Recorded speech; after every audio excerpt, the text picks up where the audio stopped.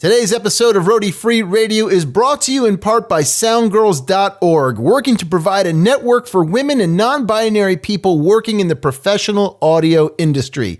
Soundgirls provides an opportunity to meet and network with other industry professionals, creating a strong support network while simultaneously providing the tools, knowledge, and support to further your career. Head over to soundgirls.org and become a member today. What's happening, Roadies? This is Laura Davis-Channon. This is Dave Nattel. What's happening, Roadies? This is Michelle Sabolchick Pettinato, and you're listening to Roadie Free Radio. What's up, Roadies?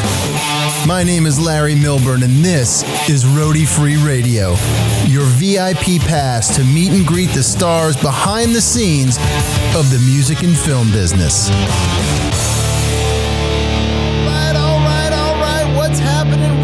And Happy New Year. Wow. Welcome to episode 153 of Roadie Free Radio, kicking us off for 2020. How are you? Happy New Year. Happy holidays.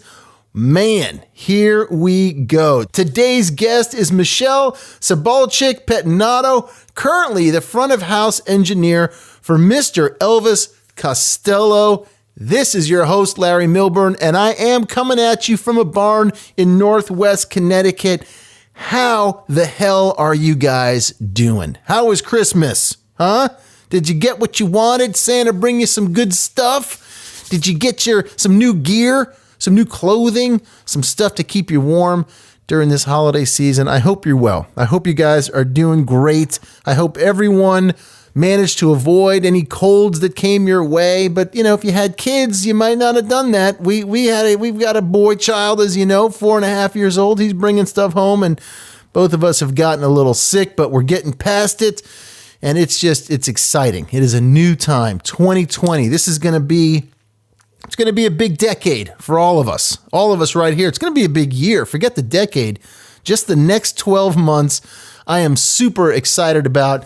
And I'm very excited to share these next 12 months and these next interviews with you going forward. It's going to be fantastic. A big shout out to my class, the Roadie Free Radio class of 2019. Some amazing, amazing interviews. I just can't thank everybody enough for being a part of the show. If you were a guest on this show last year, man, we had a great time. And as we have the last few years, we're coming up on 4 years, guys. Just so you know, in May will be the 4-year anniversary of Roadie Free Radio. I can't believe it. It's all because of you guys. So if you were a guest, I want to thank you for coming on and sharing your tale with us. If you have been listening for a long time or you've just caught us recently, I want to thank you for joining. I appreciate all of your reviews and your likes and your thumbs up and your comments and all that great stuff. You can always hit me up at info@roadiefreeradio.com with a suggestion for how to do things better. If you want to hear a particular guest, you've got insight into something, if I can help you with something, let me know. info@roadiefreeradio.com. I want to give a big shout out today to the folks over at Roswell Pro Audio for sending me a brand new Mini K87 microphone, which I am thoroughly enjoying. I really, really like this mic. As you guys know, I used the Delphos last summer for a while, sent it back, and they were kind enough to send me a Mini K87. I'm putting it through its paces. Let me know what you think. Who's going to the NAMM show? That's what I want to know. Who's going to be there? I've already talked to TJ Hoffman. Just got off the phone with him a couple of hours ago. He's going to be there. We're going to be there. As you know, we're doing a podcasting panel, the power of podcasting. January 17th, 10 a.m. in Ballroom A at the Hilton of Anaheim, right there in the heart of the NAMM show. That is Friday morning, January 17th, 10 a.m. The power of podcasting. We've got a hell of a panel. Check it out. I've got Liz Shaw from Recording Studio Rockstars, Fela Davis from the Art of Music Tech. I've got Chris Graham from the Six Figure Home Studio and Mr. Matt Boudreau from Working Class Audio. Guys, it's going to be killer. We are going to answer all your questions about podcasting, why we think you should be podcasting, how to go about it, pitfalls to avoid, all of that great stuff. So come on down, give us a shout. If you're going to NAMM, hit me up anyway, info@roadiefreeradio.com. I'm going to be knocking out some interviews, checking out some new gear, walking the floors, and just doing it. And I'm excited. Listen, for those of you out there that like to keep your beard long and luscious, check out my buddy, who is a live audio engineer, Mr. Chris Wilson. You can follow him over at YouTube as the Audio Wizard. Chris Wilson and his wife have created their very own unique formula of beard balm that not only performs well in terms of health and nourishment, but also provides the control, shine, and pleasant aroma that any bearded professional would appreciate. These are non-waxy, all-natural beard balms that will leave your beard soft, smooth, and nourished. Choose from a variety of natural smelling scents like Home Sweet Home, Morning Wood, Through the Woods, Chain Motor Oil, and of course, original unscented. You head over to showprobeardco.com. That's showprobeardco.com. Use the code ROADIE to get yourself 20% off your entire order. Okay. You got any Elvis Costello fans out there? We got any Spin Doctors fans? Huh? Goo Goo Dolls, Melissa Etheridge, who are you? Because I've got the gal who's done front of house for those bands. Michelle Pettinato is on the show today. Very excited to be kicking off 2020 with Michelle. We traded some emails a few months back. I finally got to meet her at AES. She was getting ready to head out on tour. I had some things going on. We couldn't get it together. We finally got it together.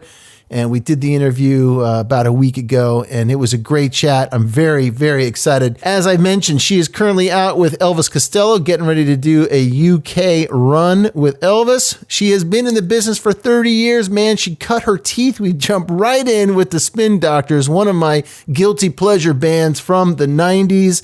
She's been with Styx, Gwen Stefani, Goo Goo Dolls, Melissa Etheridge, Indigo Girls, Mr. Big, Big Time Rush, Kesha, Jewel, Adam Lambert, and many, many more. She has not only mentored many on audio students, she is also a co-founder of Sound Girls with Carrie Kais, and she has also created Mixing Music Live, a fantastic in-depth online course to teach you the basics about being a live sound engineer. And she's got a great free downloadable ebook called 7 Things Every Live Sound Engineer Should Know About Mixing Music Live. Very informative, very simple to read. It's free. Did I mention it's free? Head over to mixingmusiclive.com. Check out her course, because check this out, people. Michelle and I have partnered up for you guys, and we've got a great New Year's gift for those of you looking to take the leap and learn more about getting started as a live sound professional. From today, January 1st, 2020 through January 8th, 2020. That's it, 7 days, basically, 8 days. We have a special offer running right now that gets you 25% off her main course. Now look, the main course she's got usually will run you $297. $297. It's chock full of great info. There are videos. It's in depth. It gives you everything you need to basically take the scariness out of how to start becoming a live sound engineer. Again, she's been on the road for 30 years, man. She knows what she's talking about. So the course is normally $297. If you use the link in the show notes of this episode at roadiefreeradio.com, and then you use the code ROADIE when you check out, you will save yourself 25%.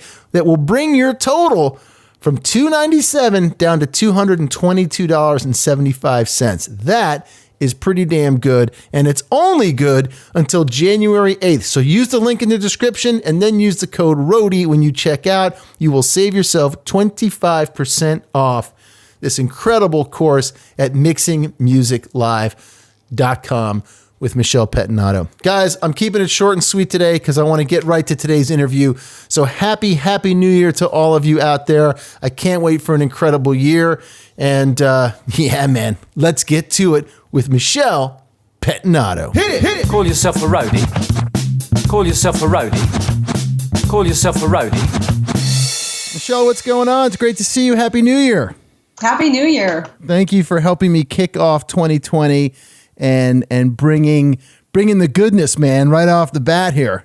I'm really excited to be here. Thank you. You're very welcome. So when last we met, we were at AES back in October.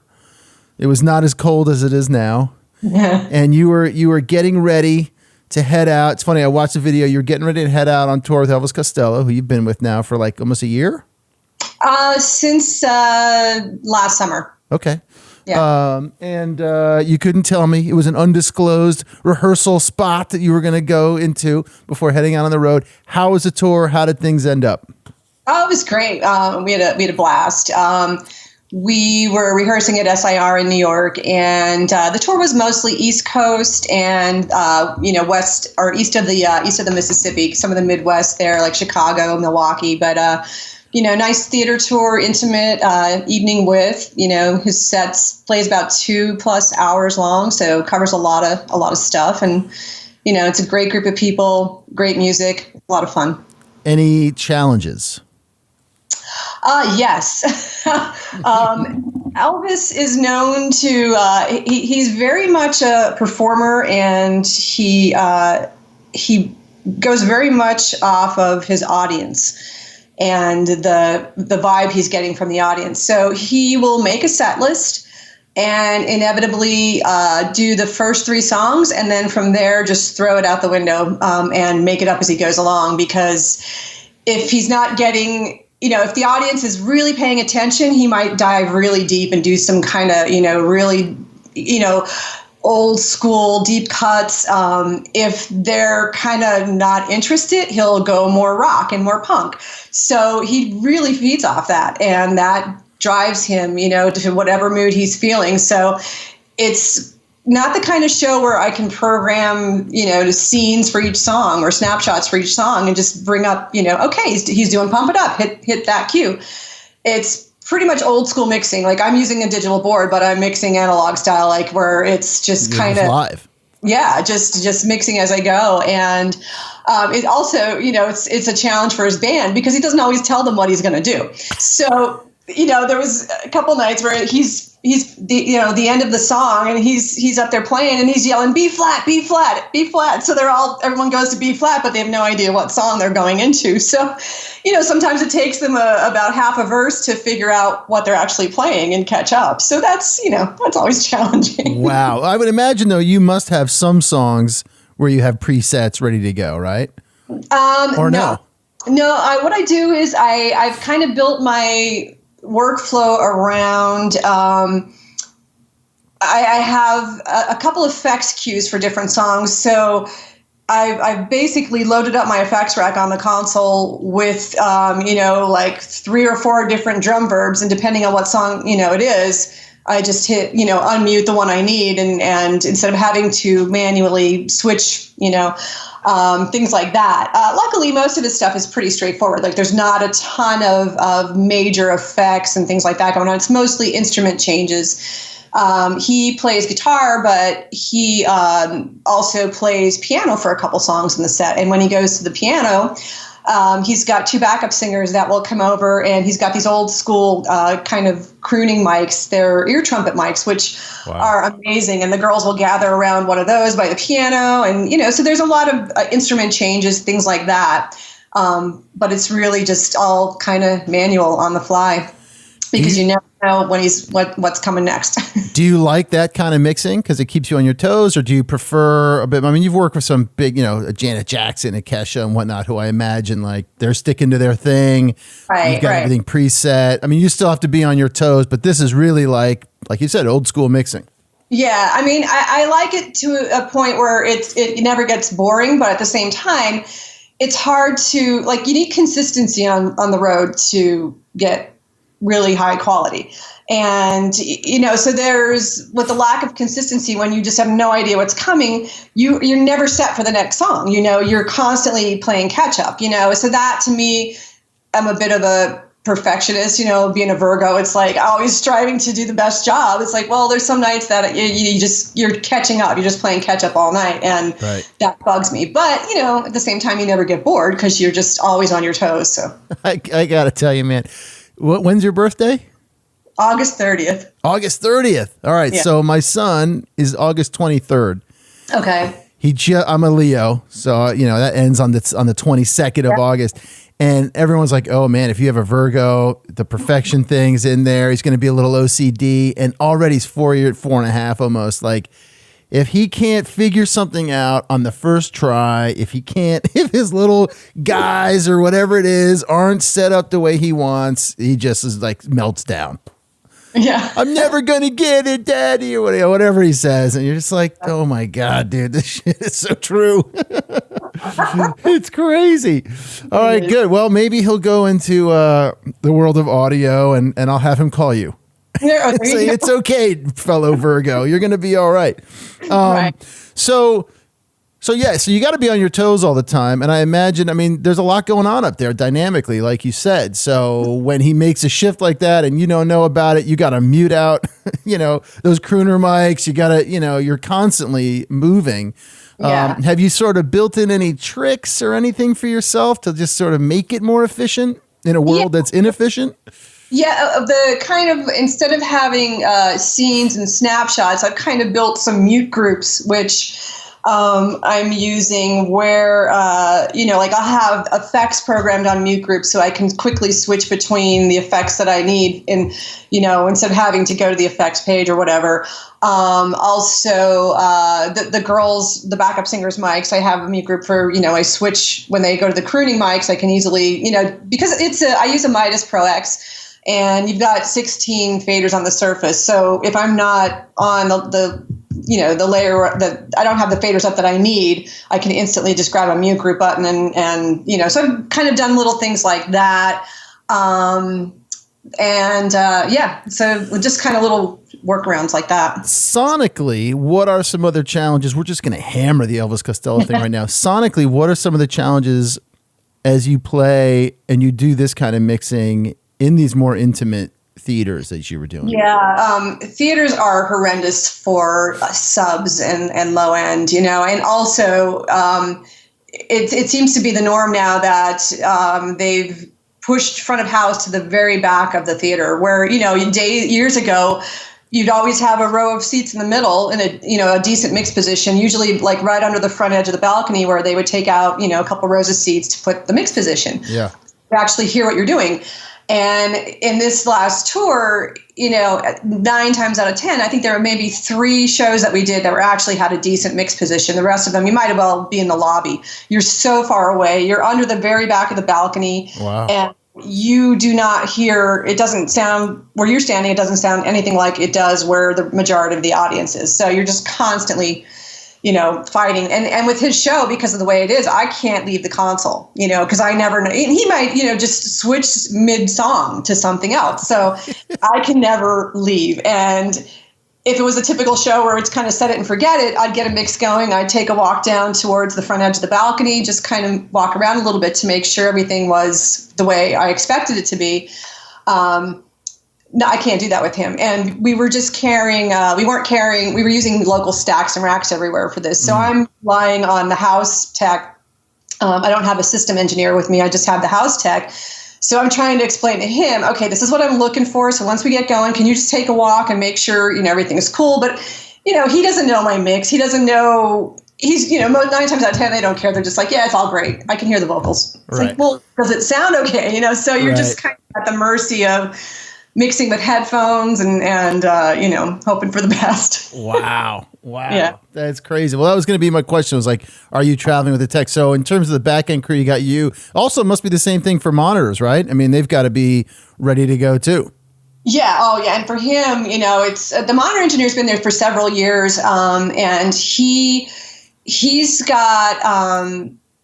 He's using an SXL on stage, and he's kind of built his file around like, well, this is a generic rock song. This is a ballad. And this is, so he can kind of, because he's got so many moves, between, so there's Elvis, he's got keyboard player, bass player, drummer, and 2 backup singers. So there's a lot going on for him. And there's a lot of different cues for the different band members. So he's kind of built his show as best he can to cover what he needs, but it's still, that kind of playing catch up. Yeah. And so we did it the summer tour we did with Blondie, and we had full production. So we had a PA, and I had a system tech, and that was great because you have the support that you need. You have somebody who knows what you're looking for. But then the smaller tour was just an evening with, and it was like I said, local Stacks and Racks. So we had we had an audio tech from the sound company. And she was mainly on stage. Her job was to patch the stage and also do the mic moves throughout the show when mics had to come on and off stage and that kind of thing. Yeah, nice. Yeah. So was Blondie opening for? It was a co-headlining. She was on first, but it was a true co-headlining. We each did 80-minute sets, and nice. It was great. We had a blast. So you weren't doing front of house for Blondie as well? No, she had her own crew. Yeah. Yeah, got it. Yeah, she lives up around here. She's got a house up around here. Mm-hmm. Every once in a while, you'll see her cruising around, but she doesn't want to be known as Blondie up here. She just wants to be chill. She wants to keep it quiet. We got a lot of those up here in these hills of Northwest Connecticut. Favorite tune? What's the tune you're waiting for with Elvis? Were you an Elvis fan to begin with? I always enjoyed his music. I kind of grew up on rock and metal, so he was a little bit more punk and alternative for me, but. Yeah. But, I always loved, the hits that I was familiar with. They were great songs, Veronica, Allison, Pump It Up. There's a couple songs that I really like that I didn't know, that I wasn't familiar with until I started working for him. One is Episode of Blonde, which is really, really cool. And he kind of does this kind of Brazil 66 style, treatment to it. And it's a great song. It's a lot of his, he's an amazing songwriter. His lyrics are really, a little kind of underhanded sarcasm in there sometimes. And, you really have to kind of listen to it, and because they always don't fit the music as well. Like with a message, the music's really upbeat, but the message is really dark, and you're kind of like, what's going on? But Yeah. He reminds me a lot of Randy Newman in that way. Randy Newman's songwriting. That's very cool. How did this gig come about for you? Sebastian Christ, who did his last record, recommended me. We know each other, and he was in the studio, and he was looking, he was telling him he was looking for a front of house, and he recommended me, and that's that. That's awesome. So, all right. So as I mentioned earlier, we've got Kesha on there, Collective Soul, Goo Goo Dolls, Adam Lambert, Janet Jackson. But the one that I was like, oh man, it's my little guilty pleasure band that I was totally into in college was the Spin Doctors. Yep. Now, you started with them in 92? Yep, 92. It was my first tour. 92 was that Pocket Full of Kryptonite tour? Yeah, I started with them, and I came on like a mid tour. They were doing clubs, and a month later, their album hit Billboard's Top 100, and I just rode the wave. I mean, it was just like the right timing, right place at the right time, and it was awesome. And that was literally your first live touring experience. Yes. So how did that happen? I had gone. So I grew up in the middle of nowhere, Pennsylvania. I grew up in this little tiny coal town, and I wasn't a musician. I played piano all through school. Are you a coal miner's daughter? My dad wasn't a coal miner, but my grandfather was. So I'm a coal miner's granddaughter. Coal miner's granddaughter. Nice. Yeah. I mean, he worked in the mines when he was a teenager, but then, he got out. But Remember that movie? Did you see that movie? Yeah. That was like one of the first ones when I was a kid. I was probably like, 6 or 7, maybe. Actually, maybe a little bit older. Maybe closer to 10. And that soundtrack just got me. I remember that was like one of the first movie soundtracks that I was like, whoa. Yeah. And the story and just like music and like coming from nowhere and making it, like that whole thing. Anyway, okay, I digress. Hit it. So you're slinging coal.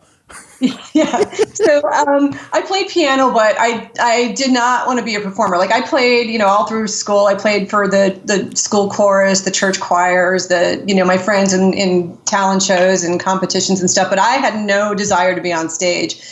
And I loved music. And I was trying to figure out, like, when you're at that age, like, oh, what are you going to do when you grow up? And I was trying to figure out what I could do to be involved with music and not have to be a musician. So I remember like reading the record liner notes. Like, I grew up, it was the early days of vinyl, and I'm, would memorize the liner notes on every record album I had. And the one thing I saw on every single record was this recording engineer. And I didn't know what that was, but I'm like, well, they must be important because they're on every single record. So I'm going to figure out what that is. And I decided in high school I wanted to be a recording engineer. And with no other previous, like nothing around. You'd never been in a studio. You're just like, I'm going to do that. Music business where I grew up, there was no industry, there was no studios, there was some little local bands, but like nothing to speak of. So I had no idea how to even get into the business. And I decided, well, I guess I'll go to college for this. And I ended up, my first year of college, I had one music course, and I'm like, this is not going to get me where I need to go. So I dropped out of college, and then I went to the recording workshop in Chillicothe, Ohio. And they had like a little 4-week program on basic recording engineering. Took that. After that, I worked at a radio station for a little bit, and then went to Nashville to try and get a job at a studio. And I spent 3 weeks walking around Music Row in Nashville with my little tiny resume that said the recording workshop and WMGH, and I knocked every single studio door that I could find, and still had, couldn't get a job, and realized I still have no idea how to do this or how to get into this business. So I went back home, and then I heard about Full Sail, and I enrolled in Full Sail. And once I started there, one of the courses I had was live sound. And even though I'd grown up going to concerts and loving music, it never occurred to me that you could actually do that for a living. And as soon as I took my live sound class, it was like a light bulb went off. I'm like, this is what I've got to do, because I love to travel. So I'm like, if I can travel the world and mix music and get paid for this, it's a win-win. Now, when you say that you never thought that was something that someone could do or you could do, right? The live sound part. I guess even maybe the recording engineering part. Did you not think that because you didn't know that existed? Or did you not think that because I'm a woman, like girls don't do that? No, it never even occurred to me that it was a job, Right. I'd gone to concerts and I remember seeing that person, but I really had no idea what they were doing. I was just there to see the show. I didn't pay that much attention to what was going on behind the scenes. And for as all as I knew, those people just, were whatever they were working that day. They didn't actually travel with the band on tour. Like, it just didn't occur to me that, so yes, once I graduated, I started working at a little local sound company. And I moved around a lot. Like, I just, local to where? Well, it was outside of Philly. Okay. Yeah. And, the thing was, you had to do a 240-hour internship before you actually got your diploma when you graduated. And I did my 240 hours in 2 weeks.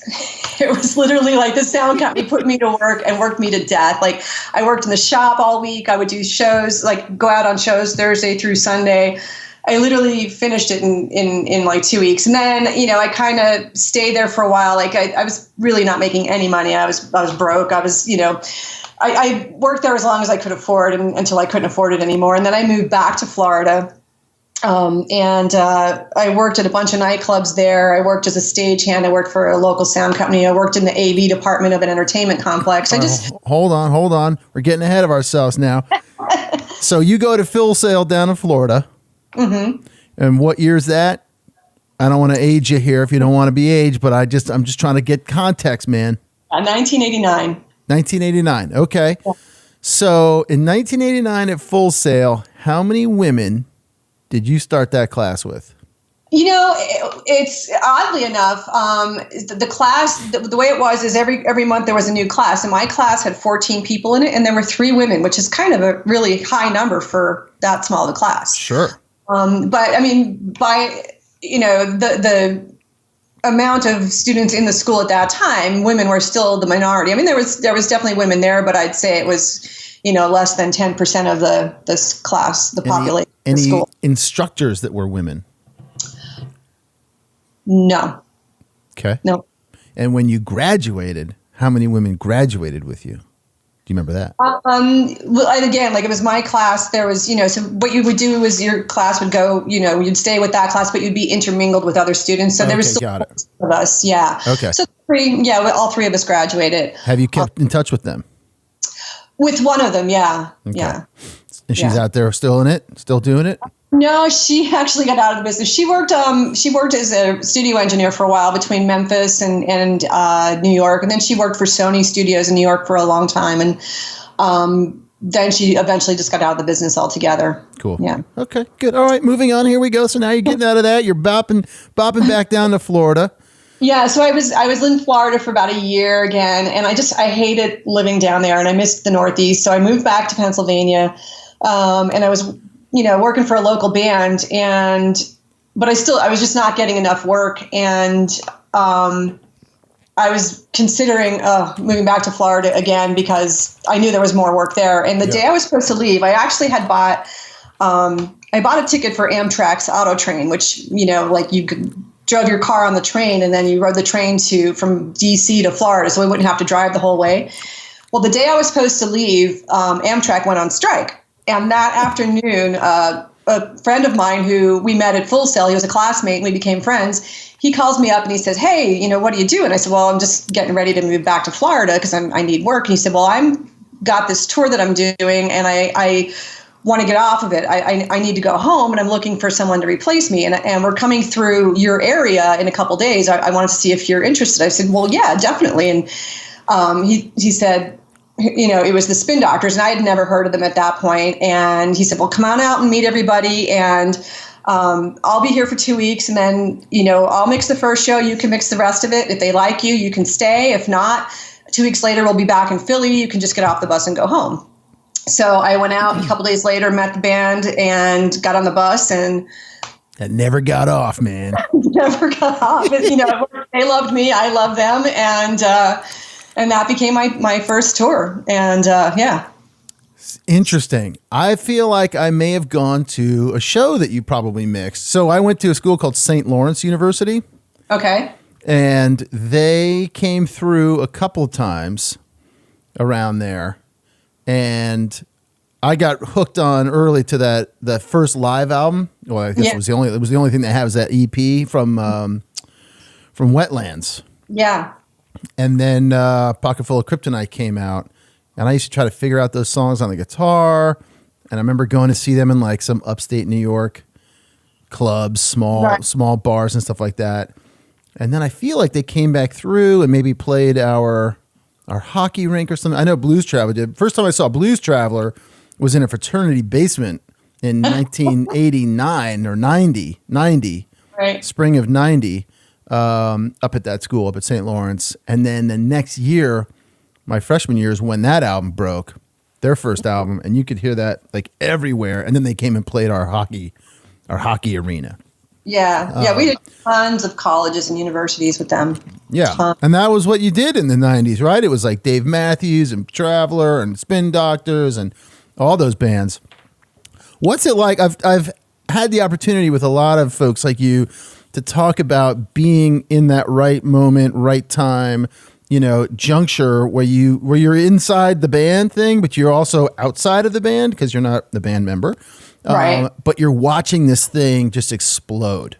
Oh, it's awesome. It's because they were very much, it was a family. Like we had once when I was coming on board, like they were also hiring, their first real group of crew people. I mean, they had a couple guys who were friends of theirs that started to work for them. And so they were kind of coming up with the band.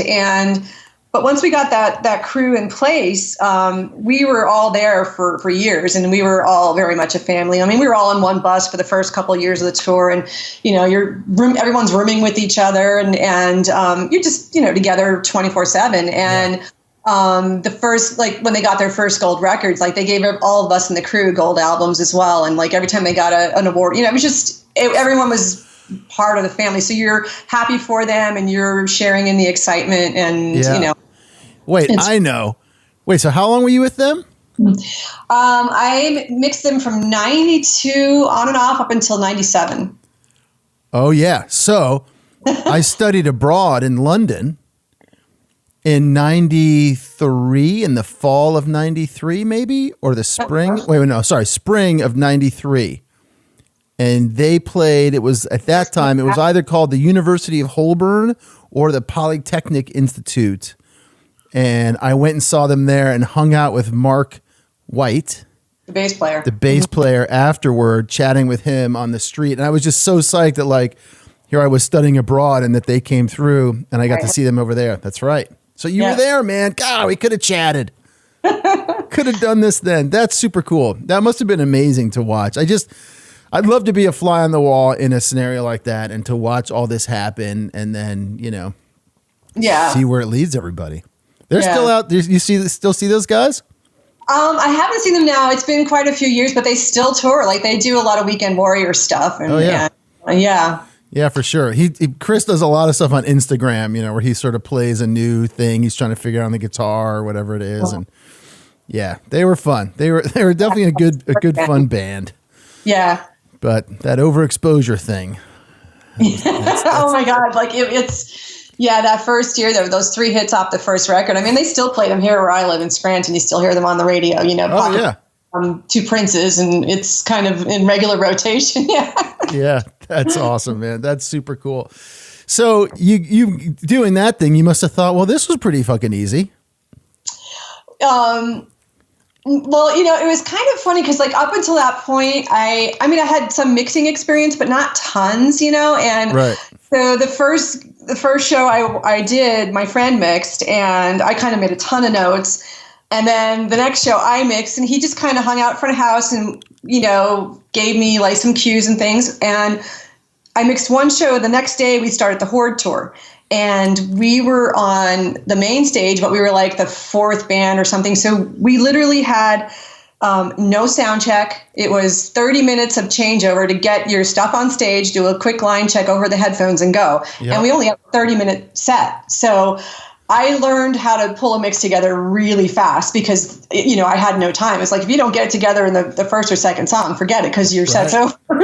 Right. It was kind of like trial by fire. And, luckily I did pretty good. So, but it was great, experience because it really helped me cut my chops on how to pull a mix together really quick, how to be prepared for anything and, how to just get it going. So Horde tour summer 93? 92. Summer 92. Mm-hmm. I think if I dig deep enough upstairs in my CD collection, I may have that live CD. That was Big Head Todd was on that too, right? It was, I remember Bella Fleck, the Aquarium Rescue Unit. Who else was it? Like Blues Traveler, I think, did some of it. Didn't they organize that thing? Wasn't that them, Horde? I think so, yeah. I'm going to dig and see if I can find it because there I can find your early handiwork. I don't know how handy it was. Yeah. But I mean, the fact that, like, just right out of the gate, boom, there you are. You're mixing your first live thing. These guys are going all around the world playing. Yeah. You must have thought, like, well, okay, that wasn't so bad. Okay, bingo, this is how you do it. Yeah, it was constantly, like, learning. And and then I started working for them and they toured hard. We would go 6 weeks, week off, 6 weeks, a week off, do that for like a solid year. And then I remember when the first tour ended, like the biggest mistake I made was, I was kind of shy and I was my early 20s and I'm trying to like just stay out of everybody's way. And, so when that tour ended, everybody I knew in the business was also out of a job, because they were taking off a break to make a new record. So I did not get the whole networking thing. And like when I was on the Horde tour, I could have been networking with all these other production managers and tour managers and other engineers. Like, hey, if you ever need anybody, here's my info. Well, the tour ends. I'm like, oh, what do I do now? Because I'm starting from scratch. I had only done this one band and everybody that I knew in the business, like I said, they were all looking for work too. So I ended up taking a telemarketing job for about, I think I lasted a week before I was ready to kill myself. So of course. But it took like a couple months of really, really, trying to make connections until to find more work. And then luckily they started touring up again. But that was a tough lesson to learn, but I luckily learned it early on to just always, make connections, network, and keep up with those people, and because that's where the jobs come from. Yeah. What your parents do? Well, my father had a stroke when he was in his early 30s. I was about 8 years old, and he was disabled from that for the rest of his life. So before that, he was a carpenter, and he was a policeman. But then, so after his stroke, my mother became, she had an arts and craft business. So she started a small business to support the family. How many brothers and sisters? One brother, one younger. Did he go down the same path you did? Brother is a computer. He's into computers. He's like he does coding. He basically, if you have a website and you need it to do something that it doesn't do, he's your guy. Like he'll do that kind of stuff. So you guys must have fun geeking out on some deeper level stuff. Right. So what was your parents' reaction, or maybe your mom's reaction to you jumping into this? Oh, it was, there was no support at all. It was literally like, you need to go to college and get a real job. And, there was just, even though I was, supporting myself and working, it was, when are you going to go back to school? When are you going to get a real job? And even once I started touring, even though here I am, I'm making a real paycheck, making more money in my life than anyone in my family, ever made in a week. And it was still, very much of like, you need to go to college, you're wasting your life, blah, blah, blah. And then all of a sudden, the Spin Doctors play David Letterman. So we're doing the David Letterman show, and she sees them on TV, and now her story completely changes. Like, oh, my daughter was on TV with the Spin Doctors, and now, all of a sudden they have a real job. Right. But yeah, I was very much on my own. Yeah. Well, that's good that it didn't take that long for that to change. It was still, from the time I graduated high school, it was about six or 7 years of listening to, you need to go to school and get a real job and blah, blah, blah. And what kept you focused on following your passion? It was just that, like, music was so important to me, and it was always central to my life growing up. Like, it was my escape, it was my inspiration, it was my passion. And there was just no way, like, once that seed was planted in my head that I could do this, there was no doing anything else. Like, I just couldn't. Yeah. You mentor quite a bit. You co-founded Sound Girls. Yeah. Yeah, with Carrie. What do you say to like that young gal who's trying to figure it out, who's 21? What do you say to you? Who's just like, I don't fucking know what to do with myself. Everybody's telling me to go back to school. Everybody's telling me to get a real job. I can't do this. Guys suck. Blah, blah, blah. What do you say? Well, it's that if that's your passion, you have to follow your own heart, like, what is it that drives you? And that's the thing too. It's like a lot of people think, oh, this is a really cool job and I want to do that. But they don't realize the amount of work and sacrifice that goes into it. Like, the days are long and grueling, and, you spend a ton of time away from home and your family and friends. And if it is not a passion, you're never going to last, because if you get into it for the wrong reasons of thinking like, oh, I just want to go hang out with rock bands and make a lot of money. It's like, well, you're never, if you don't have that passion to do what you do, you're never going to put up with the conditions and, the lifestyle. So if it is something that, is truly your desire, you just have to have enough confidence in yourself and faith in yourself. And like, for me, when people would tell me, oh, you can't do that, I would just be like, well, watch me. It wasn't like, just because you say I can't do it doesn't mean I'm not going to do it. Like, just watch me. It wasn't, I guess I just had enough confidence in myself that this is what I want, and I'm going to make it somehow, Yeah. We both know, in doing what you do and doing what I do, and in this world of freelancing, basically, that there's no guarantees. No. Right? Yeah. You've had some pretty damn good runs. Where was the point? Have you hit the point yet where you're like, all right, I made it? I don't know if you ever, I feel like I've been successful because I am doing what I wanted to do and I love what I do. And I make a living, where I can support myself. My goal was not to go out and mix the biggest tours on the planet. It was to mix music that I enjoy and I love. And I get to do that, and get paid for it. And when I wanted to do this, like even making money at it wasn't even part of the factors. Like, this is what I love. This is what I need to do. So, the fact that I get paid to do it is awesome. I think maybe there's a point when I was not having to beat down so many doors to find work. When people actually started calling me and say, hey, I want to recommend you for this tour, I kind of felt like, oh, well, maybe I actually am pretty good at this.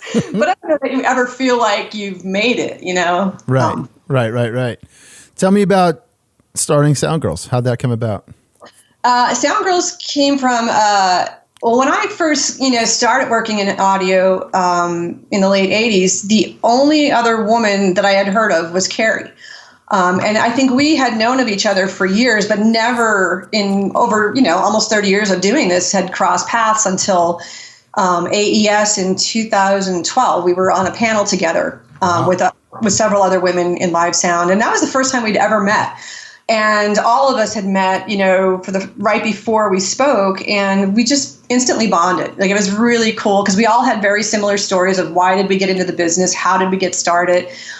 And after that, we kept in touch. And I had been for a couple of years trying to figure out a way to reach out to young women to say, hey, did you ever consider doing this? It's not just a career for guys. Women can do this too. And just trying to reach out and show women that you don't have to follow a traditional career. And Carrie at some point was just like, how cool would it have been had we all been there for each other throughout our careers to support each other? So we just started talking, and that evolved into Sound Girls. Wow. Yeah. And it's grown. Yeah, it's amazing. I mean, there's thousands of members worldwide. There's chapters, local chapters worldwide. And the support from the industry has been just, nothing but positive. It's been so incredible. And it's kind of taken on a life of its own, which is really cool to see. Yeah. Do you get a chance to do any of those summer camps and stuff? Are you touring too much that you can't really jump in and work with? Yeah, I up until very recently, I pretty much average about 280 days a year on tour. So, it's not very often that I get to participate. I just, did the AES. We did, some mentoring sessions and panels and things like that. So I still, I do shadowing opportunities when I'm on tour. So I have, Sound Girls members come out and shadow and things like that. And I still, whatever I can do to support and promote the organization. Yeah. How do you, what's your advice for, young women or people trying to break in, non-gender specific, let's say, to deal with some of the pushback they're going to get? But I shouldn't say some, let's just call it the pushback that they're going to get, right? What's sort of your, right? Because there's the full steam ahead, fuck you approach. And then there's the super passive kind of approach. There's a middle ground. What's your advice, or how did you sort of manage it? What was your path? You just got to be persistent. I think a lot of the students I talk to that are getting ready to graduate and going into show production and careers in touring, or in audio in any aspect, there's a huge fear of failure. And I think that's more of a woman thing. Maybe guys don't cop to it, but a lot of the women are like, yeah, I'm just have a big fear of failing. Because I think women tend to feel like we have to be experts at something before we even attempt it. It's a guy will be like, yeah, I can do that. And then they turn around and be like, I'm going to have to figure this out. Where women won't say yes to something until they feel they really know what they're doing.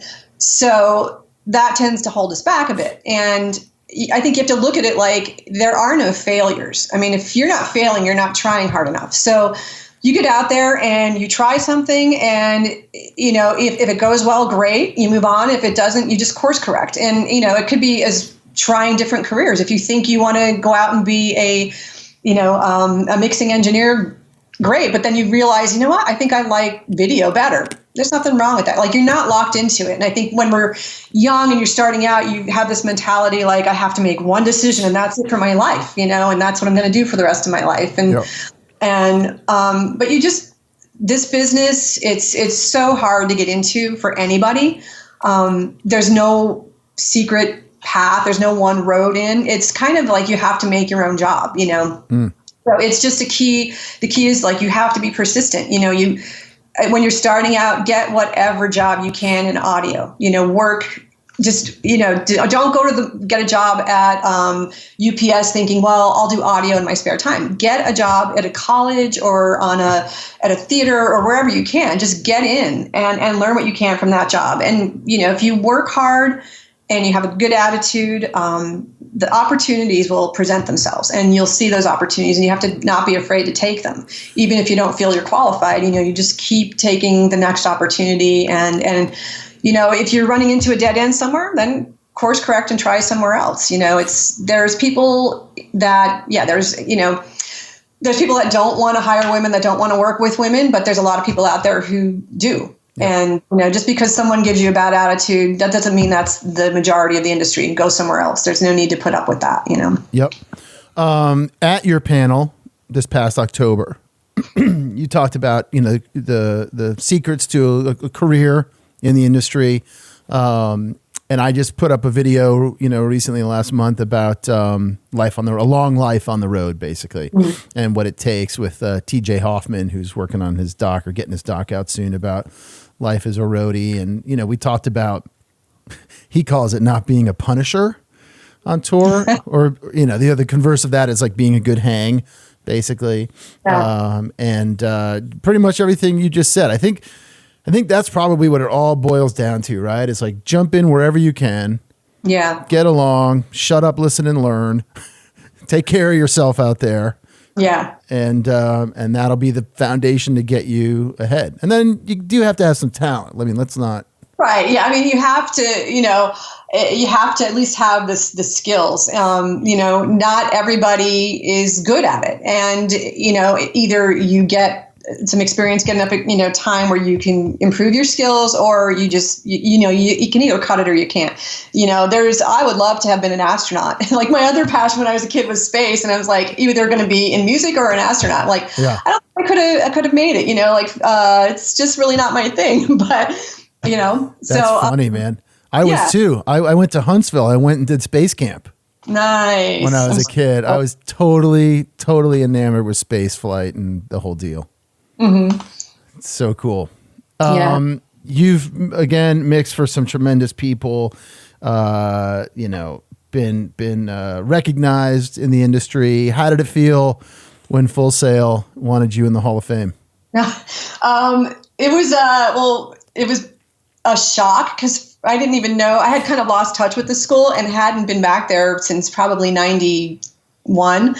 So I didn't even know they had a Hall of Fame. And when they contacted me about it, I was kind of like, what? Wait, what is this? So I had no idea what it was all about. And then I was horrified because, I do what I do because I don't want to be on stage. I hate the spotlight. I hate attention. So you get there and it's like, oh, you have to walk the red carpet. You have to get up in front of all these people and give a speech. I'm like, what? No. But it was really cool. And it's a really incredible family of people. And, it's a really, really wonderful thing to be a part of. Cool. That's awesome. Yeah. And now I know you got a lot of cats. What are we up to? 8? 8 cats. 8 cats. You're a cat lover, coffee lover. Do you also have a family? Not that your cats aren't your family. Yeah. No, I'm married, but just the cats are enough. Yeah. Okay. And so how do you juggle everything? Well, my husband's in the business as well. He's a production manager, and we actually met working for the Spin Doctors. So, holy shit! How long have you guys been married? We've been married for 21 years, but together for 26. Damn. Yeah. That's fantastic. Who does he usually go out with, or does it change a lot, or does it get? He's right now. He's out with Trans-Siberian Orchestra. He does the East Coast, so he's been doing that for almost 10 years now, I think. So that takes up the second half of his year every year, and then in the beginning of the year, he will do whatever else he can that will fill in until Trans-Siberian starts up. But he did No Doubt for years. He did Nine Inch Nails, Alanis Morissette, New Kids on the Block, Charlie Puth. He just, Okay. Yeah. So this is a fantastic little segue here. Not even a segue, but now you got to break down some advice on not only having a long career, but how do we balance two people in the same industry, both touring professionals, juggling the home thing. How do you do it? 21 years. That's crazy. Yeah, it's hard. It's like, you both have to be committed to it. And it helps that we're both in the industry because we understand, like when I set down this career path, I never planned on getting married because I was like, well, no one can deal with a long distance relationship. So I don't care. I'm just going to do what I want to do. And he kind of was the same way. Like no one had, his girlfriends were always like, when are you going to quit touring and come home? So, we met, we instantly became best friends and, it just kind of went from there. And it worked because we understood the lifestyle. And, we actually, when we got together, we kind of worked together every other year, kind of by coincidence. We'd end up on the same tour for a while, but then it's probably been 10 years since we've actually toured together, but our breaks will tend to line up, so we get time at home together. And it's kind of, when we're home, neither one of us work at home other than like him advancing and, that kind of stuff. But so then you get that chunk of 24/7 together. So it does balance out. And then you got to get the fuck out. Yeah. Like, when you go back on the road. But, it's just hard. Like it's a lot easier now with the internet, with Skype and FaceTime. Because back when we started, we didn't have cell phones. You were on the calling card every day, right. Calling each other from the hotel or pay phones or whatever. And then, when cell phones came out, I was like, well, this is cool. And then, FaceTime and Skype. So it's just, you just try and check in with each other every day, even if it's just a quick text to see how you're doing and to stay connected. I know some folks, when I talk to Robert Scoville, it's like, oh, his wife's at home. She's obviously not in the industry. So they have like a 3-week rule. Harder to do with two people that are touring. Do you have any sort of built-in things like, hey, if we can, let's try not to go longer than 3 weeks, or I'll fly out and see you, whatever it is? Yeah, I mean, we do that. Like when one of us is home, like if it's been a long tour and we haven't seen each other in too long, we'll like look at the schedule and say, okay, well, I'm going to have a couple days here.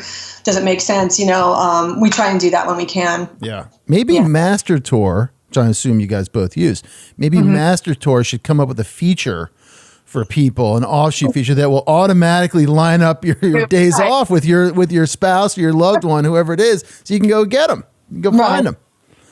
That's my $1 million idea. That's gonna be my own separate app. There you go. The Roadie Love app. All right, mixing music live. This is your other baby. Tell me about that. Yeah, so Mixing Music Live, it's an online video course for live sound and mixing, and it teaches, the basic principles of live sound, things like signal flow, how to set proper gain structure, choosing a microphone, mic placement. It's aimed totally at like the novice, beginner, entry level. The person who maybe has played with a soundboard but doesn't really know what all the stuff does. There's a big focus on how to properly work the soundboard and how to get signal through it and get good quality audio. But it basically gives you the nuts and bolts of what you need to know to get out there and start mixing. It's not full of a lot of fluff and really, really deep stuff. It's just kind of, a kid who wants to do sound for their friend's band or for their high school play, the church, or, someone who's kind of self-taught but still not really doesn't know the fundamental principles. Yeah. Is there a deeper level after that? Not yet. I have some stuff in the works for the future. But yeah, I just launched it in June. Was when I launched the course, and I'm still building on that. So I have some ideas for the future as well. So it's pretty new. Yeah. Oh, cool. Well, that's awesome. I spent, when I finished touring in 2017, it kind of came about it was not something I really ever intended to do. It came about in a weird sort of way.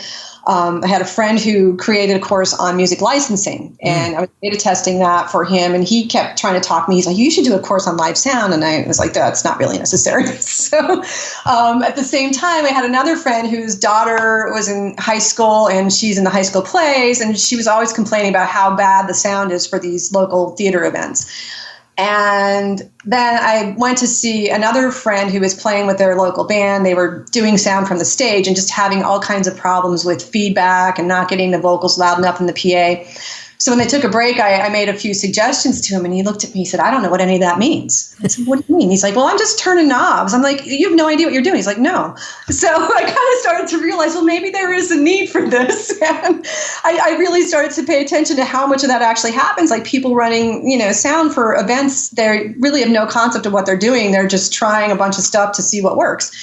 So I started thinking about it, and that's kind of where the idea was born. And I spent the next 9 months creating this course. Like I took a chunk of time off from tour, and I was probably working on it like 70 hours a week between writing the lessons, then filming, editing, and everything, creating the website. And just, it took me, I felt like I had a baby. It was literally like 9 months of, absorbing my life. And sure. So when I launched in June, it was nice to finally have it out the door. But yeah. That's very cool. So we've got something special to offer people together for 2020. We do. Right? We've got a special coupon code that people can use, the code ROADIE, and they'll get 25% off. Because when's the next class starting up? The next one starts in February, but for your listeners, they can enroll for this next week and get 25% off. Very cool. So they use the code ROADIE, they get 25% off, and they get a host of information from you. Yeah, I think there's 37 lessons, and there's 6 different quizzes and assessments. There's a couple homework assignments, which all of course you can do if it depends, you get what you put into it, There's no grading of the homework, but the homework's all based around ear training, like to teach people how to critically listen and train their ears. There's a lot of bonus material. So yeah. Right. So they can use the link, or they can go to mixingmusiclive.com, right? Mm-hmm. Awesome. And then you've got a free ebook on there as well, right? Seven tips, 7 essentials for starting. Yeah, 7 things every live sound engineer should know. What are they? Break it down quick. Signal flow, gain structure, frequency, and EQ techniques, how to choose the right microphone, how to use dynamics processing, basic troubleshooting, and how to get great sound from the source. Nice. And where's number 8? That's just like living on the road. That's in my blog. So okay. Yeah, I have a blog with a lot of stuff, everything from like life on the road to career advice and technical tips and things like that. So it's nice to see. I mean, I've had, a bunch of other folks on, Scott Adamson, this Tour Life's been on, and just people that are sort of, because there probably was not a lot of this way back aside from the schools, but even at the schools, they weren't teaching you about, here's how to do your own finances. Yeah. Right. Here's how to make sure to save money and and take care of yourself physically.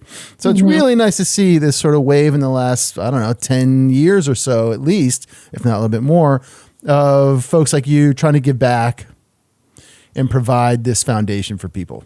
Right. Yeah. I mean, I think maybe it's just so many of us are getting older and realizing you don't really think about it in your 20s that, well, in these type of jobs, you don't get a pension. No one's putting money for retirement except for you. So the sooner you start that, who wants to be touring when they're 70? Right. So, you got to learn how to manage your own money and basically be a business unto yourself. And that's a whole other side of it people don't think about. So. Right. Michelle, who have you not mixed that you would love to mix? And we'll do that one and the venue. Well, there's 2 bands that come to mind. I love Queen. I always have, and that's kind of what spurred my interest in mixing.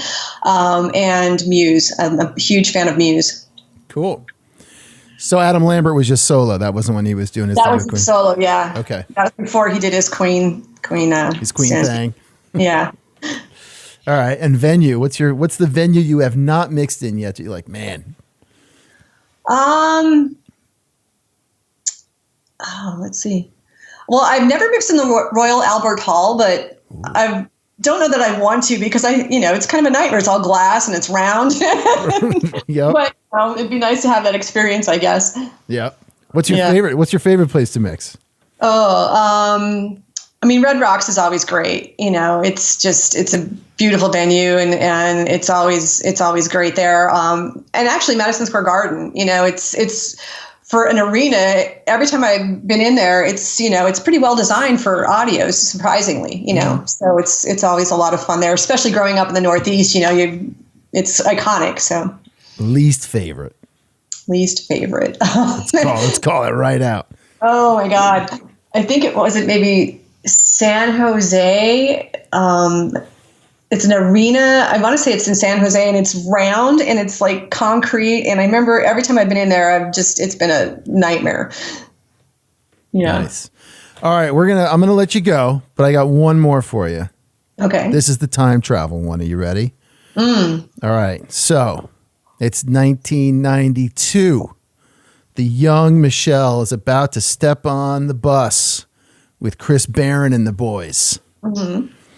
And you get to go back and pull her aside real quick and say, hey, and give her a few bits of advice. Luggage with wheels. Because my first couple tours, it was all duffel bags and that gets really tired, really soon. Yep. Luggage with wheels and enjoy every moment, because it's when your first tour, it's exciting, but you don't get that experience ever again, like your first one. So, right. Yeah. It's funny. I've been watching, what did I watch? I watched Sound City the other night and Muscle Shoals. Both those documentaries. I think it's Sound City. Yeah, it's Sound City. They go on a riff toward the end when they play with Paul McCartney. Mm-hmm. And they're bouncing between like Josh Homme and Dave Grohl and a couple others about that first time when you put a song together and you're writing and you're trying different things and just like that moment when you're like, fuck, that was awesome. And because you're never going to get it. Oh, Neil Young goes on a riff about it. He's like, you want to play it over and over again and you're just discovering it. And I imagine it's the same thing because for live sound, because you're never going to get those first moments back. Yes, your first moments with a new artist are interesting, but that first time that you put those faders up in your first big tour, whatever it is, your first big venue, that ain't ever coming back. Right. It's all downhill from there, man. It's all just troubleshooting from there, right? It's fucking long hours and the whole thing. Yeah. All right, we'll end on this one because we're having a good time. All right, like the 5 things, the 5 must-haves you got to bring with you on the road. Headphones. Mm-hmm. What are the headphones? What are the headphones of choice? I use a Sony MDR 4506s. Okay. I got the 7506s right here. Yeah, maybe that's the 7506. Yes. The standard Sony ones. Yeah, they're great. So headphones, a good flashlight, and for me, a good pillow. I ended up having to buy a pillow on this tour because the pillows in the bus were terrible. So, got to have a good pillow. Yeah. A Kindle or a pile of good books for the downtime, and my laptop. I pretty much live on my laptop. Yeah. Do you listen to music when the show's over? Yeah. Not at night after a show, but days off I do. It depends on. There was a period when I worked for Indigo Girls for a long time, and loved working for them. Amazing musicians, but after hearing certain songs every single night, that I would literally get on the bus after the show before everybody else got on the bus, and I would blast like some Limp Bizkit or something just to cleanse the palate, because that was just like those songs stuck in your head day after day, year after year. It's like I need something different. Yeah. What years were you with Indigo Girls? 90, I think it was like 97, 98 through 2004. Oh my God. About 7 or 8 years. Wow. So Closer to Fine is just, yeah, it's just in there. Yeah. I just saw them at the Warner Theater. Oh my God. I'm going to get killed because I cannot remember the dude's name. They're recent here guitar tech. just had me out at the Warner Theater up in Torrington a few months ago. Oh my God. Spacing. I'm so sorry. If you're listening, I'm so sorry. I'm kind of, but it was great, man. I haven't seen them since I was, a long time ago also, early 90s. Amazing. They're amazing. Yeah. Amazing. Michelle, man, this has been fantastic. I am humbled and super excited to start 2020 with you. Okay, last one, then I'm going to let you go. Damn. Are you going to be at NAMM, by the way? I am not, unfortunately. Okay. All right. Make it here. All right, then this is the last question. Here we go. New Year's resolution, 2020, big year. What do we got? Oh boy. See, I don't make resolutions. Okay. It's too much pressure because, being a Virgo. Sure, right. You don't want to fuck that up. Yeah. But I'm really working hard on getting this course out to more people and just kind of passing on the knowledge to more and more. I love talking to students and people getting started, and I'm just trying to do that more and more. Cool. All right. I love it. Michelle, I thank you very much. This has been great. And good luck with everything and good luck in the new year. Thanks. You too. Michelle Pettinato, I can't thank you enough. Happy New Year to you. Good luck out there on the road with Elvis Costello. To all you new roadies out there, I can't wait to have you along for the ride in 2020. Stick around next week, episode 154. Don't forget, during the week, you can follow us at Twitter, Facebook, Instagram, SoundCloud, iTunes, Google Podcast, YouTube, and Spotify, all as Roadie Free Radio. And check out the website, roadiefreeradio.com. Send me a note, because I want to hear from you. That's info@roadiefreeradio.com. And my friends, in 2020, y'all be safe out there.